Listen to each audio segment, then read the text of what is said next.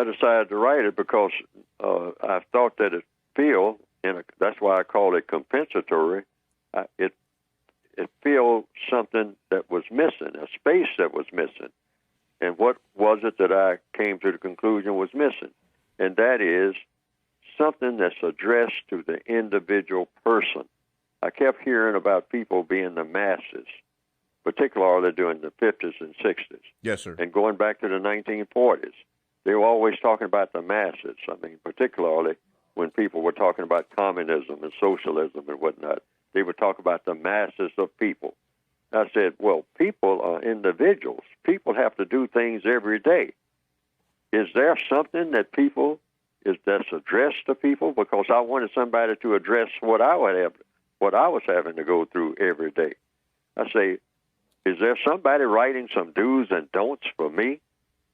And so when I saw that there was a dearth of that, in other words, a lack of that, then about 1957, I said, well, particularly in racial situations, I'm going to start writing some things that I'm going to do or not do and say or not say. Yes, sir. And I came up with about 6 pages to start with. I carried those tattered 6 pages around in my pocket all the time, sort of like a little guide, just made up of 6 pages that when this happens, I'm going to say this. And when this happens, I'm going to do this. And I'm not going to do this and this and this. I made a set of rules for myself and use it just by numbering things. 1, 2, 3, 4, 5. I'm not going to do this. I'm not going to ever do these things. Why? Because they don't work. And then I will have maybe 10 things that I will do that I have found by trial and error would work. Yes, sir. Or things that I saw other people do, and it seemed to work. So I say, I'm going to do that. So that became a part of what I might call my own personal code. But then I started writing, and the 6 pages turned out to be 12 pages and all like that because things kept coming up.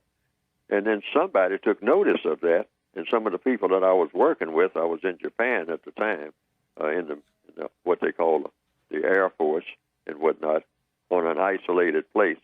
And so some of the people that I was around started saying, Fuller, you have a peculiar way of talking. Sometimes the way you say things are different. And the way you go about doing things is kind of like you have some type of special way of doing things. And a couple of people noticed that.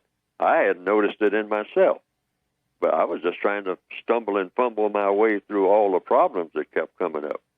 And so some of the people said, oh, yeah, it seems like you got a certain way of doing things. I said, well, I'm trying to get a certain way because a lot of things I have been doing haven't been working for me very well. And so some of the other people started kind of picking up on it. So that's how it all evolved. And I kept adding on, and finally I got as many as 1,300 pages. Wow. And then in 1984, I distilled that into the form of the book that I have out there now, okay. The United Independent Compensatory Code System Concept, because a lot of people started telling me, Fuller, you ought to write some of this stuff down, some of these ideas you have, because some of them are useful, man. A lot of things you say is a bunch of nonsense, but then some things do make sense. And they were telling the truth about that, yes. Because some things that I was writing didn't make sense because it didn't work. And so I would line those things out. They would not be no longer a part of the code. Why? Because it didn't work. You don't want anything to be a part of your behavior that doesn't work. Okay. And so that's the formula right there. The stuff that doesn't work, it goes.